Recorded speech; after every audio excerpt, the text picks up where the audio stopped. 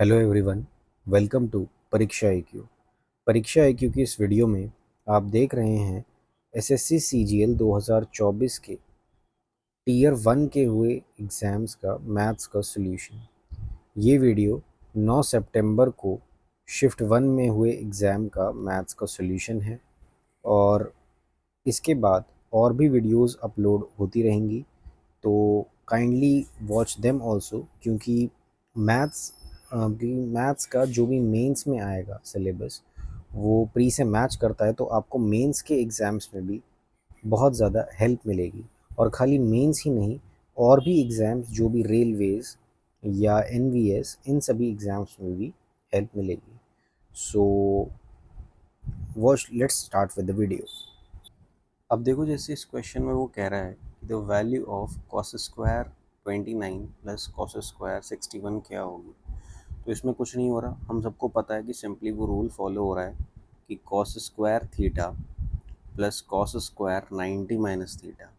तो ये cos square 90 minus theta क्या हो जाएगा, साइन स्क्वायर थीटा। और cos square theta plus sine square theta क्या होता है, 1 होता है। तो मैं देखते ही इसको आंसर मार्क कर देना चाहिए था कि 1 होगा। ठीक है, आंसर क्या हो जाएगा मेरा, 1। इसी तरह से अगर ये sine square theta plus sine square 90 minus theta ऐसे दिखता, तो उसका भी आंसर डायरेक्टली हमें मार्क करना पड़ेगा 1। ओके, अब देखिए, जैसे इस क्वेश्चन में वो बोल रहा है कोसेक थीटा की वैल्यू 5/3 है, तो हमें इवेल्यूएट करना है sec square theta into cot square theta into 1 plus cot square theta. तो आपको इसके लिए डायरेक्ट आइडेंटिटीज़ पता होना चाहिए। जैसे सेक स्क्वायर थीटा माइनस 1 क्या होता है, टेन स्क्वायर थीटा। ठीक है, अब tan square theta into cot square theta ये क्या हो जाएगा, 1 हो जाएगा। और 1 into 1 plus cot square theta. Now what is 1 plus cot square theta, it is cosec square theta. तो एक्चुअली में आपको जो ये दे रखा है इसी का स्क्वायर करना है, तो हो जाएगा 25/9। तो ये मेरा आंसर हो जाएगा। ठीक है, अब देखिए, इस क्वेश्चन में वो बोल रहा है कि Rajesh in his printing press got an order to print some books, out of which he completed 17/27 order in 34 days. In how many days did he complete an entire order of printing? अब देखिए, इसमें main हमें जो ध्यान देना है कि देना है 17/27, मतलब टोटल काम था 27, उसमें से उसने 17 काम जो है वो कर लिया 34 डेज में। तो अभी वो पूछ रहा है कि टोटल काम कितने में करेगा, मतलब 27 काम कितने में करेगा। तो इसमें हमें फॉर्मूला पता है, M1 into D1 upon W1 is equal to M2 into D2 upon W2। तो हमारा वर्क पहले इसने कितना बताया, 17 का। ठीक है, कितने डेज में कर रहा है, 34 डेज में। ठीक है, तो 27 काम ये कितने डेज में करेगा ये हमें पता लगाना है। 17 टू ज़ा 34, तो D2 की वैल्यू क्या हो जाएगी, 27 टू ज़ा 54। मेरा आंसर क्या आ जाएगा, 54। ठीक है, अब देखिए, इस सवाल में हमसे वो बोल रहा है इसको सिंप्लीफाई करने को। तो इसका सिंपल सा तरीका हम लोग क्या है, पता है हमें, आइडेंटिटी पता है, एक्स स्क्वायर माइनस 9 क्या हो जाएगा, x plus 3 into x minus 3 divide by x plus 3। तो आंसर क्या आ जाएगा, x minus 3। Very simple question. अब देखिए, उसने हमें ये सवाल दिया है, इसको सॉल्व करने का अगर आप वैल्यू पुटिंग से करोगे तो सिर्फ हमें 30 और 60 की पता है, बाकियों की तो, और 45 की पता है, इनकी हमें वैल्यू भी नहीं पता।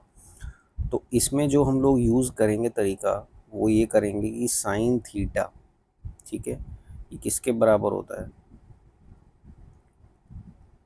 सॉरी ये किसके बराबर, इसको हम और क्या लिख सकते हैं, कॉस 90 माइनस थीटा के बराबर भी लिख सकते हैं। ठीक है, तो जैसे ये मेरे पास साइन स्क्वायर 30 यूज़ हो रहा है, अब मैं इस साइन स्क्वायर 60 को क्या लिख सकता हूँ, यहाँ पे कॉस स्क्वायर 30 लिख सकता हूँ। भाई साइन स्क्वायर 30 क्या हो जाएगा, cos square 90 minus, sorry sine square 90 minus 30, और इस साइन स्क्वायर 90 माइनस 30 को क्या लिख सकते हो, कॉस स्क्वायर 30। तो एक तरह से ये क्या हो गया, sine square theta plus cos square theta, तो ये 1 हो गया। तो जैसे ये दोनों हुए, अब आप इसको ले लो 40 और इसका वो क्या है, रेसिप्रोकल 50। लेकिन साइन बीच में क्या आ जाएगा, दोनों के साथ माइनस है, तो मैं यहाँ माइनस लगा दूंगा। और इन दोनों का क्या बना दूंगा, 1 बना दूंगा। ठीक इसी तरह साइन स्क्वायर 45 और ये भी साइन स्क्वायर 45, तो एक कॉस स्क्वायर 45 हो जाएगा। तो इन दोनों का समेशन भी क्या हो जाएगा, 1 हो जाएगा। और ठीक इसी तरह साइन स्क्वायर 55, ये साइन स्क्वायर 35 को मैं क्या लिख सकता हूँ, कॉस स्क्वायर 55, बट साइन बाहर माइनस का रहेगा, तो ये दोनों मिला करके क्या दे देंगे, -1। तो 1 1 -1 -1, तो ये सब कैंसिल आउट होकर क्या हो जाएगा, 0। मेरा आंसर क्या आ जाएगा, 0। ठीक। अब देखिए इस क्वेश्चन में वो क्या बोल रहा है कि in a circular race of 840 meter A and B start running in the same direction at the same time from the same point at the speed of 6 meter per second and 12 meter per second respectively. After how much time will they meet next? तो simple क्या है भाई, time is equal to distance upon speed का इसमें formula लगा दो। अब time पूछ रहा है, डिस्टेंस उसने दे चुका वो 840। अब सेम डायरेक्शन में दोनों दौड़ रहे हैं तो स्पीड क्या हो जाएगी, दोनों की माइनस हो जाएगी। तो 12 माइनस 6 क्या हो जाएगा, 6। ठीक है, तो ये कितना आ जाएगा, 140 सेकेंड। वही मेरा आंसर आ गया, 140 सेकेंड। अब देखिए इस सवाल में वो क्या बोल रहा है कि a grocer professes to sell at the cost price but uses a fake weight of 870 kgs for 1 kilo. कहने का मतलब पता है क्या हुआ, प्रॉफिट परसेंटेज निकालें तो प्रॉफिट उसे कब हो रहा होगा, जब वो 870 रुपये की चीज़ 1000 रुपये में बेच रहा है। इसका मतलब यही हुआ। ठीक है, इसको हम रुपए में ले लेते हैं। तो अब उसे कितने रुपए का प्रॉफिट हो रहा है, 130 रुपये का प्रॉफिट हो रहा है, लेकिन किस पे हो रहा है, किस पे हो रहा है, उसे हो रहा है इस पे 870 पे। ठीक है, तो अब मैं लेता हूँ इसका 10% क्या हो जाएगा, 8.7। ठीक है, देखो 11.11% हो सकता है क्या, तो इसका 1/9 कर लो, 9 9 से 81 होगा, तो नहीं इससे तो ज़्यादा है। ठीक है, तो 10% ये हो गया। अब 15% निकाल कर देखो, 2 4 ज़ा 8, 2 3 ज़ा 6, 7 8 8 9 11 12 13, तो 13 तो ये 15 पर ही आ रहा है ना। और हाँ, तो मतलब इससे भी थोड़ा ज़्यादा ही हो जाएगा। तो 15.11 हो सकता है क्या, नहीं हो सकता। तो इसका आंसर क्या आ सकता है, 14.94। ठीक है, तो मेरा आंसर क्या आ जाएगा, 14.94%। यही मेरा प्रॉफिट है। अब देखिए इस सवाल में क्या बोल रहा है कि ये टेबल शो कर रखी है और इसमें परसेंटेज ऑफ मार्क्स बता रखे हैं 3 स्टूडेंट्स के द्वारा अलग अलग सब्जेक्ट्स में। तो वो बोल रहा है कि पास करने के लिए मिनिमम 105 मार्क्स जो हैं वो हिस्ट्री में चाहिए। तो हम हिस्ट्री पर ही फोकस करेंगे। ठीक है, तो कितने स्टूडेंट्स ने पास करा। अब देखो ये परसेंटेज दी हुई है, तो हम सिंपली एक एक का परसेंटेज नहीं निकालेंगे, हम यही देख लेंगे कि 105 मार्क्स जो है वो कितना परसेंटेज बैठ रहा है, और हम उसी के अकॉर्डिंग देख लेंगे कितने बच्चे पास हो रहे हैं। तो 105 जो है 175 का, क्योंकि हिस्ट्री जो है वो कितनी है भाई, 175 मार्क्स की है। ठीक है, तो कितना परसेंट बैठ रहा है, तो ये कितना हो जाएगा,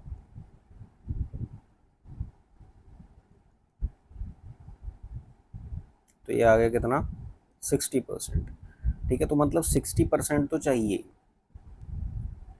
ठीक है, तो 6 मैं इसका मतलब ये पास नहीं हुआ, ये पास नहीं हुआ, बट हाँ ये पास हो गया, 75% मार्क्स इसके है, तो इसका मतलब एक बच्चा जो है वो पास हो गया। तो आंसर क्या आ जाएगा, 1, थर्ड ऑप्शन।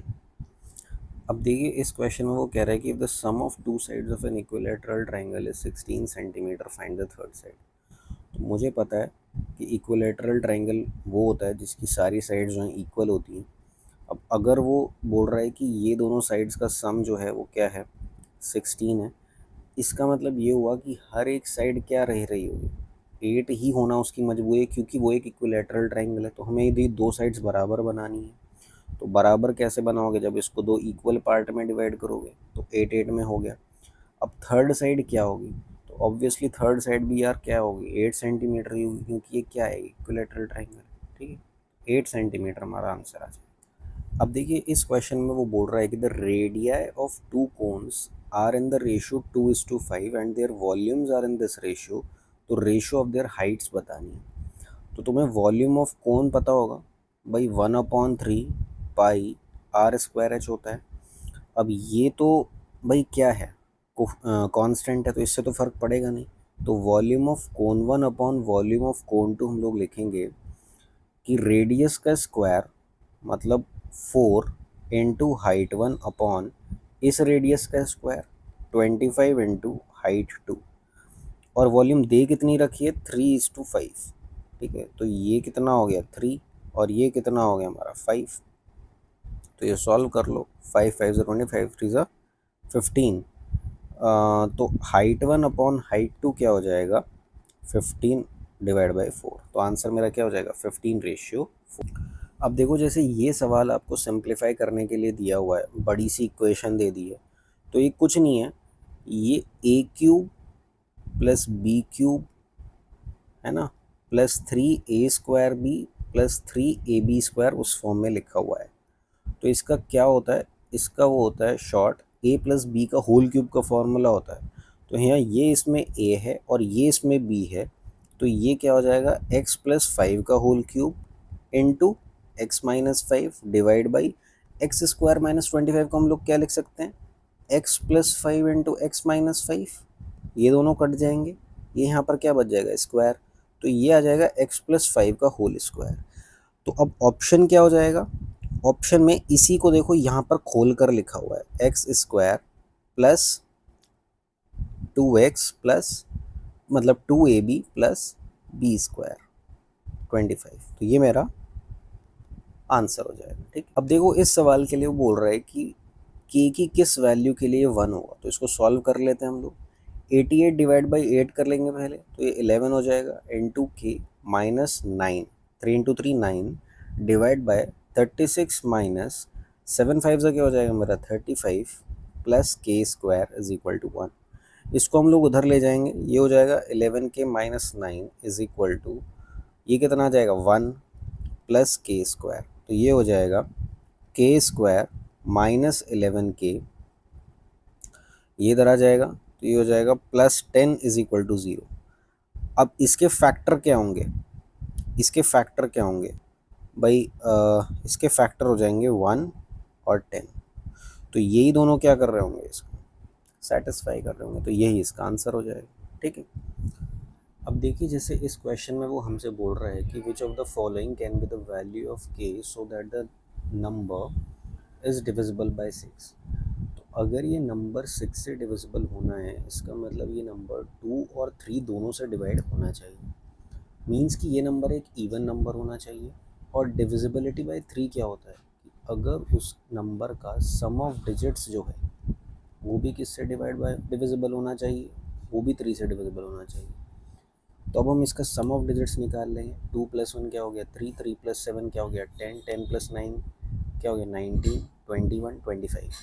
मतलब 25 प्लस के क्या होना चाहिए 3 से डिविजिबल होना चाहिए। तो 25 प्लस के 3 से डिविजिबल हम ऑप्शंस में चेक कर लेंगे। अगर मैं के की वैल्यू 4 रखूँगा तो ये क्या हो जाएगा 29, नॉट डिविजिबल बाय 3। अगर मैं 6 रख दूंगा तो भी नहीं होगा। अगर मैं 2 रख दूंगा तो ये 27 बन जाएगा, तो ये 3 से डिविजिबल हो जाएगा। तो इसका मतलब मेरा आंसर क्या आ जाएगा option number 3 that is 2। Okay, अब देखिए इस क्वेश्चन में वो बोल रहा है कि fill pipe P is 21 times faster than pipe Q। तो अगर पाइप Q जो है वो सिस्टर्न को 110 मिनट में भर रहा है, तो find the time it takes to fill the cistern when both the pipes are open together. यहाँ पर अ सिस्टर्न होगा स्टार्टिंग में, a cistern can fill pipe P। तो अब इसको ध्यान से देखो, इसको कैसे करेंगे, ये Q है ये P है, तो अगर Q की एफिशिएंसी में 1 ले रहा हूँ तो P जो है वो 21 टाइम्स फास्टर है, तो मतलब इसकी एफिशिएंसी 21 हो जाएगी।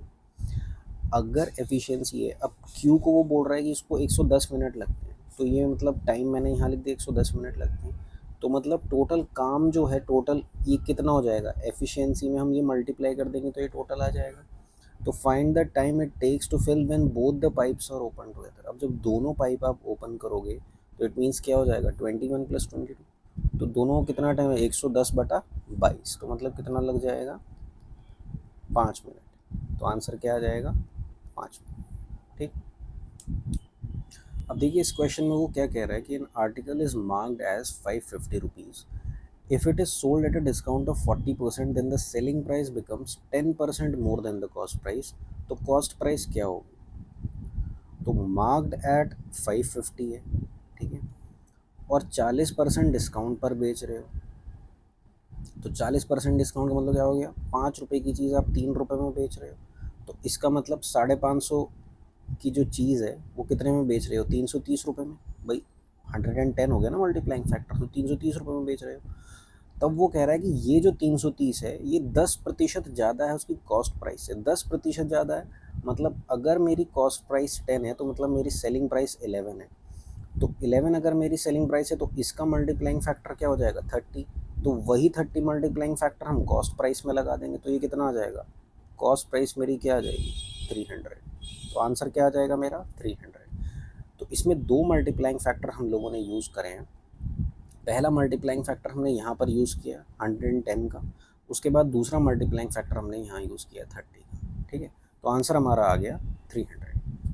अब देखिए इस क्वेश्चन में वो बोल रहा है कि the average marks of boys and girls in an examination are 75 and 80 respectively. If the average marks of all the students are 78, तो रेशो निकालना है बॉयज़ टू गर्ल्स। तो ऐसे क्वेश्चन को करने का बेस्ट मेथड होता है एलिगेशन। एलिगेशन से बढ़िया मेथड नहीं है कोई। तो अगर ये 78 है बॉयज़ एंड गर्ल्स का, तो यहाँ बॉयज़ लिख लो, यहाँ गर्ल्स लिख लो। तो बॉयज़ के कितने आ रहे थे भाई, 75 मार्क्स आ रहे थे, और गर्ल्स के कितने आ रहे थे, 80 आ रहे थे। तो ये जो होता है ये इन दोनों के बीच में पड़ता है। तो यहाँ पर क्या आ जाएंगे, नंबर ऑफ बॉयज़ गर्ल्स आ जाएंगे, ठीक है। तो 80 माइनस 78 क्या आ जाएगा, 2, और 78 माइनस 75 क्या आ जाएगा, 3। तो आंसर क्या आ जाएगा, 2:3। तो ये मेरा यही आंसर है, 2:3, ठीक। अब देखिए जैसे ये एक सवाल है, इसमें वो उसने एक टेबल दी हुई है, उसके अंदर मैक्सिमम मार्क्स ब्रैकेट्स में दिए हुए हैं, और साथ में हर सब्जेक्ट्स के किस किस बच्चे के कितने मार्क्स आए वो बताए हैं। अब इस क्वेश्चन में वो कह रहा है कि if someone secured all the highest scores that have been obtained by some student in each subject, हर सब्जेक्ट में बच्चों के जो हाईएस्ट मार्क्स हैं किसी के अगर वो सब हाईएस्ट मार्क्स आ जाएं, तो टोटल परसेंटेज उस स्टूडेंट की क्या बैठेगी। अब आप देखो जैसे इसमें हम हर सब्जेक्ट का हाईएस्ट स्कोर निकाल लेंगे। फॉर एग्जांपल मैथ्स में कितना है, 100। केमिस्ट्री में हाईएस्ट स्कोर कितना होगा भाई, 80% वाला होगा, ठीक है। ये परसेंटेज दी हुई है सब। फिज़िक्स में कितना होगा, फिज़िक्स में होगा 90% वाला, ठीक है। ज्योग्राफी में कितना है, 95% वाला। फिर इसमें हिस्ट्री में कितना है, अगेन 90% वाला। कंप्यूटर साइंस में कितना है, अगेन 90% वाला। तो अब इन सब का हम क्या करेंगे, इन सब के हम मार्क्स कैलकुलेट कर लेंगे। मार्क्स कैसे निकलेंगे, जैसे 150 का 100% कितना होगा, 150, है ना। एंड केमिस्ट्री का कितना होगा, केमिस्ट्री का भाई 130 का 80% कितना होगा, 104। और 120 का 90% कितना होगा, 108। और जोग्राफ़ी का कितना होगा, जोग्राफ़ी का तो 100 का 95% विल बी 95। और हिस्ट्री का 54 हो जाएगा 90%, और ये कितना हो जाएगा 36। और इसको हम किससे डिवाइड कर देंगे, 6 से, तो हमारा परसेंटेज निकल आएगा। अब इसका टोटल करना है बस आपको। तो ये कितना हो गया 40, है ना, 40 प्लस 50, 90, 90 प्लस 95, 185, 185, 285, 285, 293, 393, 397, 397 प्लस 150, है ना, कितना हो गया 547। अब 547 डिवाइड बाई 6 करोगे, है ना, तो 6 9 से 54, 6 1 से 6, तो 91 1/6% आंसर आ रहा है। इसका मतलब मेरा आंसर हो जाएगा ये, ठीक है, ये आंसर हो जाएगा। अब देखिए इस क्वेश्चन में वो क्या कह रहा है कि let O be the centre of the circle and A B and C D are the two parallel chords on the same side of the radius. OP is perpendicular to AB and OQ is perpendicular to CD। AB अगर 10 है, CD अगर 24 है, PQ अगर 7 है, तो diameter कितना होगा। तो जो कह रहा है वो सारा करते जाओ। O जो है वो एक सर्कल का सेंटर है, मैंने कह दिया, ठीक है भाई। अब कह रहा है AB और CD दो पैरेलल कॉर्ड्स हैं, सेम साइड में, और ओ पी जो है वो ए बी के परपेंडिकुलर है। मैंने कहा ठीक है, एक कॉर्ड ये बना लो, ये हो गई ओ पी, है ना, और ये हो गई ए बी। दूसरी वो कह रहा है कौन सी कॉर्ड है, O Q is perpendicular to C D, है ना। तो सी डी हमने ये बना ली, ये हमारी दूसरी कॉर्ड बन गई सी डी, और ये क्या हो गया, क्यू हो गया। अब वो बोल रहा है कि पी क्यू की वैल्यू अगर 7 है, अगर ये डिस्टेंस 7 है, और वो ये कह रहा है कि ए बी जो है वो पूरा 10 है, तो इसका मतलब ये कितना हो जाएगा, पी बी इसका हाफ हो जाएगा, तो ये 5 हो जाएगा। और सी डी कितना बोल रहा है, सी डी बोल रहा है 24 है, तो ये आधा कितना हो जाएगा, 12। अब वो ये कह रहा है डायमीटर ऑफ सर्कल बताओ। तो अगर ये मेरा सेंटर पॉइंट है, तो ये मेरा एक तो रेडियस मेरा ये हो जाएगा, और एक मेरा रेडियस ये हो जाएगा, ठीक है। अब हम डायमीटर कैसे बता पाएंगे, हमें हमारे पास एक तो ये वाला ट्राइंगल है, ये वाला, है ना, और एक बाहर वाला ट्राइंगल है, एक तो ओ पी बी है, और एक triangle O P D, O Q D है ना, ये दो ट्राइंगल हैं। तो अब हमें ये डिस्टेंस पता है 7 है। अगर मैं इसको x मान लूँ, अगर मैं इसको x मान लूँ, तो मुझे x की अगर डिस्टेंस पता चल जाए तो मैं ये बता दूंगा कि मेरा रेडियस क्या बैठेगा। तो मोस्टली क्या होता है कि जो ये रेडियाई वाले गैप दिए होते हैं वही इनका गैप होता है। अब आप ये देखो, इन दोनों के बीच का गैप भी 7 आ रहा है, और यहाँ पर हमें ये भी 7 दिया हुआ है। इसका मतलब पॉसिबिलिटी ये है कि ओ पी जो है वो मेरा 12 हो, है ना, ओ पी जो है वो मेरा 12 हो, और ओ क्यू जो है वो मेरा क्या हो, 5 हो। तभी इन दोनों का गैप भी 7 आ जाएगा, जो कि यहाँ दिया हुआ है ना, क्यू पी। तो एक बार वेरीफाई कर लेते हैं कि रेडियस बराबर आ रहा है। अगर रेडियस बराबर आ रहा है, इसका मतलब ये जो हमने कंडीशन अज्यूम करी है ये सही है। तो आप अगर ओ पी को 12 लेते हो, है ना, और पी बी आपका दे रखा है 5, है ना, तो आपका रेडियाई कितना आ जाएगा, 13, है ना, 13।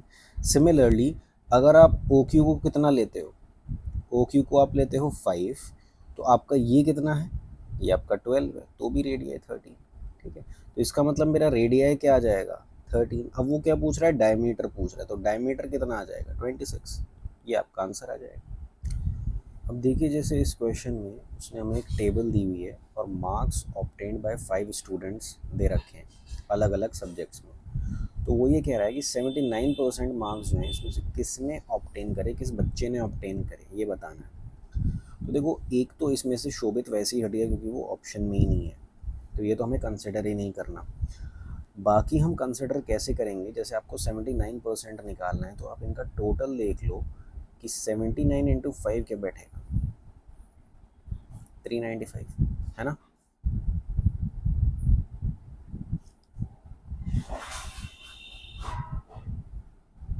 395 बैठेगा, तो 79, अब जिसका भी बच्चे का टोटल 395 बैठ रहा होगा वही हमारा आंसर होगा।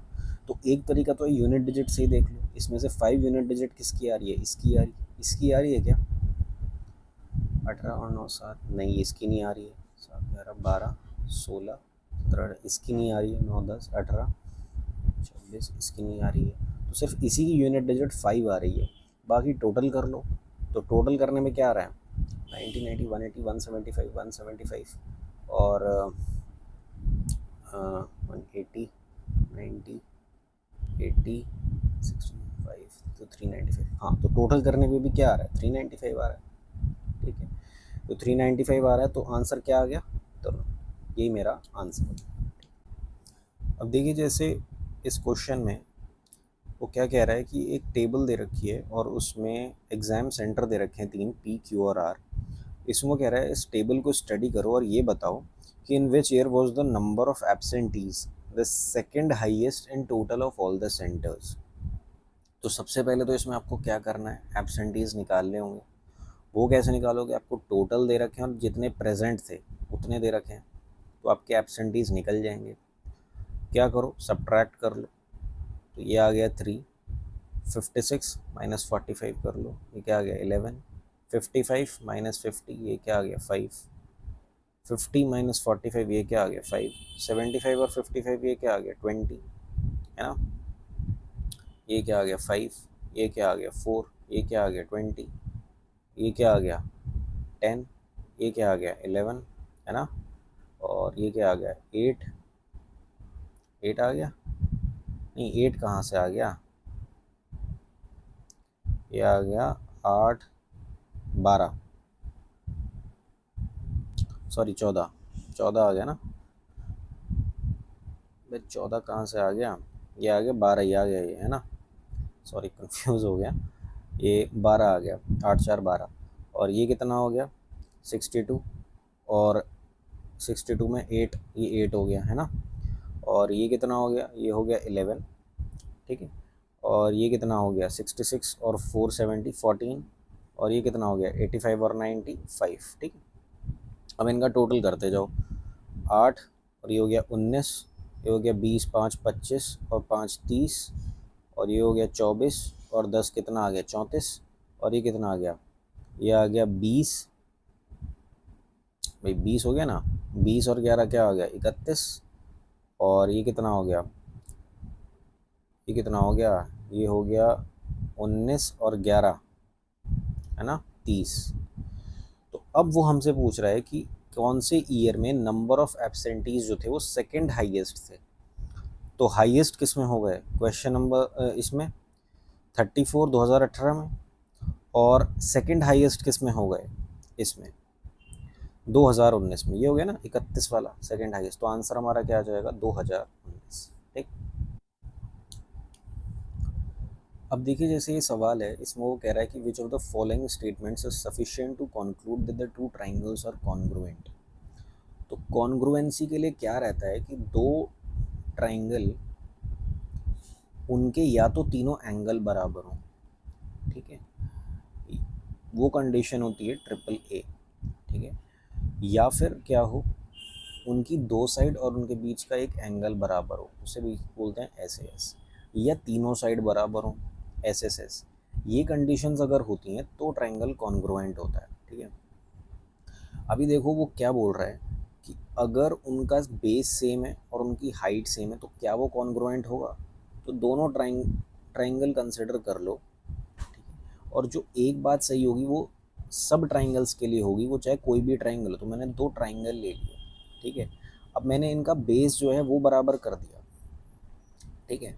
मान लो यहाँ पर 13 ले लिया, यहाँ 13 ले लिया, और यहाँ पर मैंने क्या ले लिया, इनको ऑल्टीट्यूड सेम ले लिया, ठीक है। ऑल्टीट्यूड में ये मैंने 5 ले लिया, ये मैंने 5 ले लिया, ठीक है। अब लेकिन इनका सेम होना, वो इनका सिमिलर होना मतलब कॉन्ग्रुएंट होना, उसमें फिर ये भी बराबर होनी चाहिए। लेकिन ये बराबर नहीं होगी क्योंकि ये डिपेंड करेगा कि ये कितना ले रहे हो, ठीक है। आप एक बार इसको ले रहे हो 12, भाई ये मैंने 12 ले लिया, ये मैंने 1 ले लिया, तो ये कुछ और आएगा और ये साइड कुछ और आएगी। अब आपने इस तरफ क्या ले लिया, इस तरफ मान लो आपने 7 ले लिया है, और इस तरफ आपने 6 ले लिया, तो तब आपकी ये भुजा कुछ और आएगी, ये भुजा कुछ और आएगी। इसका मतलब ये हुआ कि ए बी जो होगा वो पी क्यू के इक्वलेंट नहीं होगा, तो ये लोग क्या नहीं होंगे, ये दोनों ट्राइंगल आपस में इस कंडीशन से कॉन्ग्रुएंट नहीं होंगे, ठीक है। सिमिलर केस ये है कि अगर उनका एरिया सेम हो और बेस सेम हो, तो भैया अगर एरिया सेम है और बेस भी सेम है तो भी वही तो कंडीशन इसमें फॉलो हो रही है। अब आप अगर, लेकिन ये वाली तो सेम नहीं होगा ना, है ना। हाइट सेम नहीं होगा, दोनों का हाइट सेम नहीं होगा। अगर आप एरिया सेम कर दोगे तो हाइट डिफरेंट आएगी, तो ये भी नहीं होगा। अब तीसरी कंडीशन वो कह रहा है कि they have two equal sides and the same perimeter. तो हाँ, इसमें हो जाएगा, क्यों, क्योंकि इससे अगर उसकी दो साइड इक्वल होंगी और एक सेम पेरीमीटर होगा तो इसका मतलब उसकी थर्ड साइड भी वही बराबर हो जाएंगी, अगर दो इक्वल साइड है तो, क्योंकि पेरीमीटर बराबर है। तो ये कंडीशन में वो फॉलो करेगा, क्योंकि ये ट्रिपल एस कंडीशन को फॉलो करेगा, ठीक है। और चौथी और आखिरी वो भी देख लो, one side and one angle of both the triangle. देखो एक साइड और एक एंगल इक्वल होने से नहीं बात बनेगी, दोनों साइड इक्वल होनी चाहिए और उनके बीच का एंगल इक्वल होना चाहिए। भाई एक साइड और एक एंगल अगर आप इक्वल कह रहे हो, ये 90 कह रहे हो, ये 90 कह रहे हो, आप अगर इसको 5 ले रहे हो, इसको 5 ले रहे हो, लेकिन आपने ये साइड चेंज कर दी, यहाँ तो आपने ले लिया 12, तब तो ये 13 हो जाएगा, लेकिन यहाँ आपने ले लिया 6, तब ये चेंज हो जाएगा, ये रूट में आएगा, तो तब ये वाली साइड जो है ये डिफ़र हो जाएगी, तो इस वजह से ये भी फॉलो नहीं करेगा। मेरा आंसर क्या हो जाएगा? Option number 3। ठीक है, अब देखिए इस क्वेश्चन में वो क्या बोल रहा है। In an election between two candidates, 5% of the voters did not vote. 10% of the votes cast were declared invalid, while all the valid votes were cast in favor of either of the two candidates. The candidate who got 59.375% of the valid votes cast was declared elected by 2484 votes.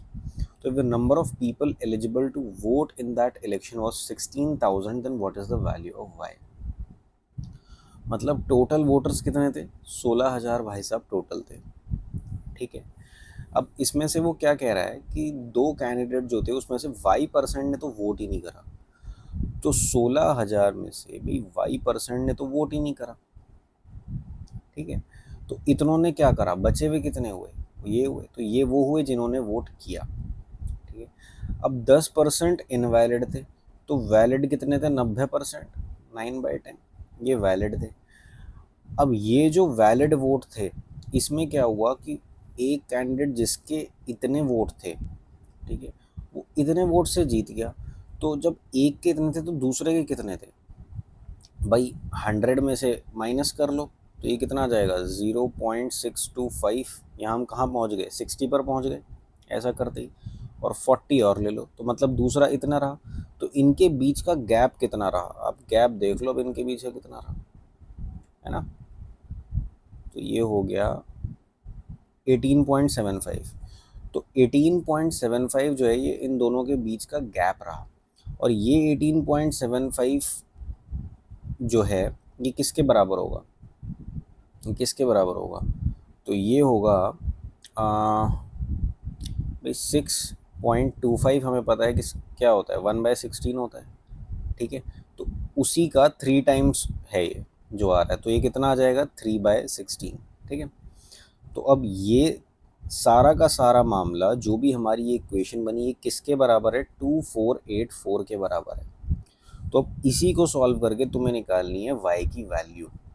तो 16,000 है ना, into 100 minus Y by 100 into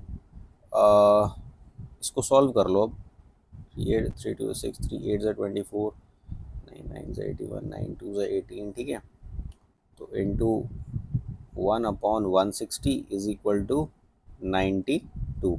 तो इसको solve करेंगे तो हमारा answer क्या आ जाएगा? y की वैल्यू 8 आ जाएगी, 8। ठीक, अब देखिए जैसे ये क्वेश्चन है, इसमें वो क्या बोल रहा है कि Mohan borrows a sum of 422,092 at the rate of 20% per annum simple interest. Simple interest का क्वेश्चन है। At the end of first year ही रीपेज इतना towards return of principal amount borrowed. तो पहले साल में उसने प्रिंसिपल अमाउंट का इतना जो है वो रीपे करा, तो अगर वो सारे पेंडिंग ड्यू क्लियर कर रहा है along with the interest payment accrued during the first year, तो सबसे पहले हम निकालते हैं कि फर्स्ट ईयर में उसका इंटरेस्ट कितना बैठा। 20% इंटरेस्ट था, 422,092 था। ठीक है, ये मेरा P1 है, और तो इसका 20% कितना होगा भाई? 1/5 होगा, है ना? तो 5 8 ज़ा 40, और 5 4 ज़ा 20, 5 4 ज़ा 20, है ना? 5 1 ज़ा 5, है ना? 5 8 ज़ा 40 और 5 4 ज़ा 20। तो ये इसका क्या बैठा? ये सिंपल इंटरेस्ट बैठा पहले साल का, SI1।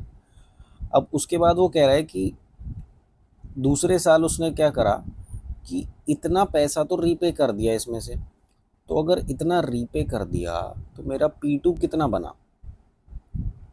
422,092 में से 21679 उसने रीपे कर दिया। ठीक है, तो ये मेरा बैठा 400,413। तो 400,413 जो है इतना मेरा बचा। इसका अब मैं कितना लूँगा, तो इतना तो लेना ही है, इतना तो उसको अब रीपे करना ही है, साथ में इसका इंटरेस्ट भी करना है। तो मतलब कितना करना है भाई, 20% इंटरेस्ट है और ये खुद 100% है, तो इसका 1.2 टाइम्स हो जाएगा, इसका 1.2 टाइम्स हो जाएगा। तो 1.2 आपको निकालना है, कैसे निकालो, 413 इंटू 12, 236 210 2 4 8, 1 2 2 4 8, 133 111 4004, 6594 ठीक है। और यहाँ पर क्या हो जाएगा, दशमलव लग जाएगा, ठीक है। तो 48049.5.6 ये मेरा हो गया सेकेंड ईयर का। अब ये खाली सिंपल इंटरेस्ट नहीं है, सिंपल इंटरेस्ट प्लस प्रिंसिपल है। तो वो कितना पैसा उसको पे करना है, उसको पे करना है पहले साल का तो सिंपल इंटरेस्ट और दूसरे साल का ये सारा अमाउंट। तो इनको जोड़ लो, 480,495.6 प्लस 844 तो कितना आ गया,